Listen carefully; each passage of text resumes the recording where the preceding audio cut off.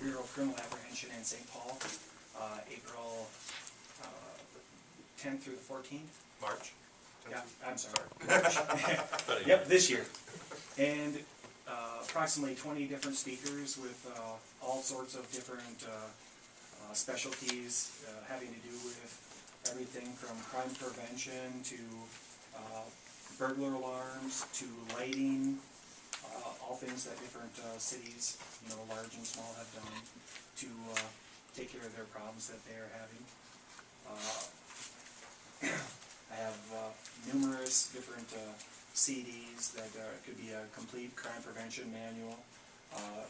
Another one could be your commercial retail complete crime prevention plan.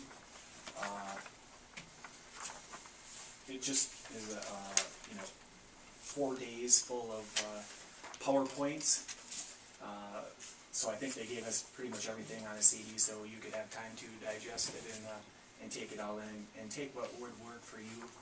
And obviously something that works in Minneapolis for their crime-ridden areas might not have to be here in Rushford, in our area where we have less crime. But during that I took a 150 question test, which no one told me there was going to be a test. But I did end up passing it, so now I have a certification that I can add to my title. It's a crime prevention specialist, and I can go up to people's houses or businesses and do a survey and assess the areas that they're weak as far as security, and what you could do as far as cheap as you can, address the situation such as lighting. One light bulb will take the color out of my uniform and just make it a black and white. Another light bulb will give you a crisp, clean color, and it will actually save you money in the long run. Just pay a little more up front. So, just simple things from that to securing somebody's door with a 1-inch throw on a deadbolt instead of the regular shorter ones gives the door a little more rigidity. But we also had classes that had to do with financial exploitation of elders. We have an aging population, and we're seeing scams where people, not even from this country, will call up someone from Rushford and say, "Grandma, I'm in jail in Mexico and I need money." And thank goodness recently the lady stated, "Well, I don't have any grandsons." So she knew that this was a scam.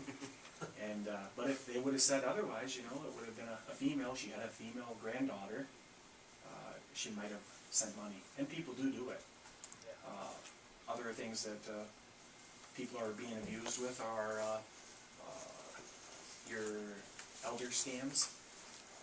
You won the national or the state lottery or something of that nature, where you didn't actually enter into that state lottery. You just need to pay this fees for the lawyers to get the money sent into your account. And these people will send the money. They're living on a fixed income, and we all have a dream of living beyond our means, and they lose their money, and it's very, very hard to track these things. But have information on that. Have information on giving different classes to the elderly from businesses, so we can educate everybody. And I'll kind of skip on to the squad car. Our 2014 Chevy Caprice is getting all the equipment stuck in it. I was asked by the Chevy dealership in Hibbing, Ranger Chevrolet, if they could use our squad car as their demo model for the Minnesota Chief of Police Conference in Rochester this year. And essentially what that means is they're putting nicer equipment than what we paid for into the car. They've contacted the different vendors because all these chiefs are going to be seeing our squad car, and they'll be able to sit in it and on the showroom floor and look at all these people's products. So for instance, we're getting an in-squad video camera that hooks up to a laptop and records traffic stops, and that's free. In the past we've had to pay up to $3,000 for a camcorder like that. So it's going to have some really nice stuff in there, and benefit for the police department and the citizens not having to pay for that stuff. that's gonna be, the end of March, beginning of April, so probably, you know, April 4th or 5th, you might see the new car in town, so.